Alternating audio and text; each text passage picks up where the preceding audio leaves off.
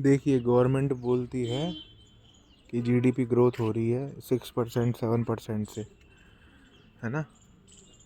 लेकिन अगर अपन देखें तो इन्फ्लेशन भी तो है 4% 6% 7% पे। ठीक है, अब आप मान लो 80 करोड़ लोगों को फ्री में दे रहे हो, फ्री में दे रहे हो तो फ्रीबीज हो रही है, उससे बढ़ रहे हैं, मतलब टैक्स का पैसा जो है वो फ्रीबीज में जा रहा है। ठीक है, टैक्स का पैसा एक तरह से फ्रीबीज में जा रहा है, इसको बोलते हैं फिस्कल डेफिसिट।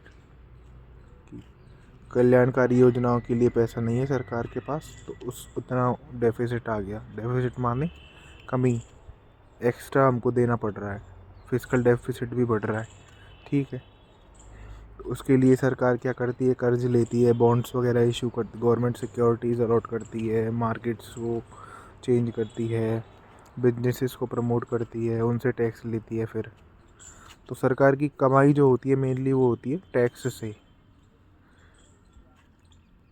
टैक्स से। या फिर सरकार कई बार क्या है, आरबीआई को जैसे लोन दे दिया, तो आरबीआई लोन देती है ना बैंकों को, तो उनसे भी कमाई होती है सरकार की। आरबीआई भाई गवर्नमेंट को रिटर्न करती है ना उस लोन। जैसे मान लो बैंक ने लोन लिया है आरबीआई से 6% पे, 6% पे लोन दिया है, बैंक उसको लोन को आगे 8% 10% पे कर देते हैं।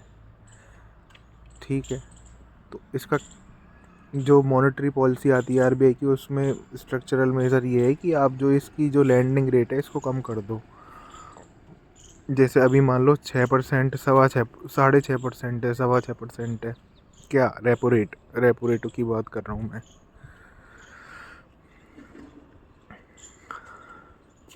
तो जनरल जो लोन रेट है जिस पे लोन मिलता है वो आएगी अपनी 8% 9% 10%, ऐसे अलग अलग बैंक अलग अलग लोन की उस पर देते हैं प्राइवेटली।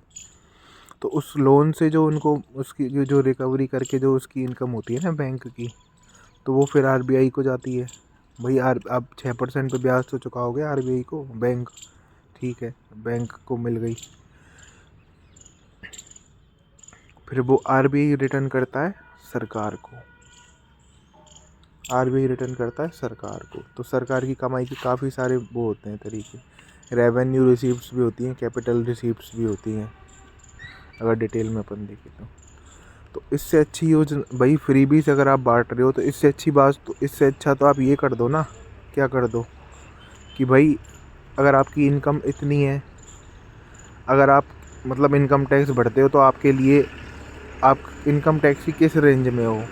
ठीक है, आपकी जैसे मान लो मैं इंजीनियर हूँ, सॉफ्टवेयर इंजीनियर हूँ, मेरा 20 लाख का पैकेज है। ठीक है, तो उस या तो आप ऐसे करो कि जैसे आप सिलेंडर ख़रीदने जाते हो, ठीक है, घर में चूल्हा बनाने के लिए, रोटी बनाने के लिए, तो घर में चूल्हा बनाने के लिए आप सिलेंडर ख़रीदने जाते हो, तो यहाँ पे उस पर आप बोर्ड लगाओ कि आप एपीएल में आते हो कि बीपीएल में आते हो। अगर एपीएल में आते हो तो ठीक है, आप इनकम टैक्स की रेंज अलग है तो आपके लिए प्राइस अलग होगी।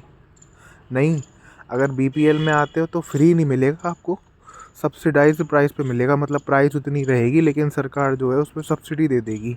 और सब्सिडी का सिस्टम होगा ऑनलाइन, सारे कुछ जो जो प्रोसेस होंगी ऑनलाइन होंगी, जिससे ट्रांसपेरेंसी रहे। भाई प्रॉपर डॉक्यूमेंटेशन वगैरह करवाओ, सरकार का मतलब यही तो है। इन द एंड अब जब आप टैक्स हम भरते हैं तो टैक्स को मैनेज भी तो होना चाहिए। तो उसको मैनेज करने के लिए किसकी जिम्मेदारी है, सरकार, इनकम टैक्स की, या फिर जो भी टैक्स डिपार्टमेंट है, फाइनेंस डिपार्टमेंट है। भाई एक ऐसा ऐप बना दो ना, सीधी सी बात है ना, जो गवर्नमेंट जो सब्सिडी देती है वो ऐसे दे दे सब्सिडी, और फिर वो उसकी उसकी वो ऑनलाइन बन जाए सबके लिए। महंगा क्यों कर रहे हो भाई, जो लोग मान लो अफोर्ड नहीं कर सकते। तो ये तो ज़्यादा अच्छा तरीका है ना लोगों तक पहुंचने का। कैसे अच्छा तरीका है कि आपने ऐप बना दिया और जैसे सिलेंडर की बात करी मैंने, ऐसे ही दाल चावल की बात करी, आप उसको अलग अलग लोगों के लिए अलग अलग रेट पे कर दो। या फिर ऐसा कर दो कि भाई अगर आप जैसे गरीबों के लिए इसमें जा रहा है, तो अगर आप इस सब्सिडी में हेल्प करना चाह रहे हो गरीबों के लिए, direct help, fund, PM care fund चलता है ना, कि भाई मैंने जैसे मान लो मेरा 20 लाख का पैकेज है। ठीक है, अब मैं चाहता हूँ कि मैं अपने एरिया के जो गरीब हैं उनकी मदद करूँ, अपने एरिया के। तो भाई सरकार से टेक्निकली पॉसिबल है ना, ऐप के थ्रू, मैंने ऐप के थ्रू डोनेशन किया, वो सब्सिडी में जाएगा डायरेक्टली। मेरे को पता चलना, इसमें मेरे को पता रहना चाहिए, या फिर इसको एनोनिमस भी रख सकते हैं कि मैं किसको दे रहा हूँ फंडिंग, किसको दे रहा हूँ फंडिंग, मतलब किसकी सब्सिडी के लिए पे कर रहा हूँ अपने एरिया के। तो भाई at the end of the day आपको एरिया ही तो मैनेज करना पड़ा ऐप के through. At the end of the day आपको एरिया ही तो मैनेज करना पड़ा। ऐसे ही हर एरिया को उस जगह के लोग मैनेज कर लें तो देश अपने आप मैनेज हो जाएगा ना। भाई ब्लैक मनी को मैनेज करना है ना, ऐसे ही ब्लैक मनी ऐसे ही मैनेज हो जाएगा ना। भाई खाने को तो सबको मिलना चाहिए। रही आपकी बात ज़मीन की बात, तो ज़मीन नहीं है,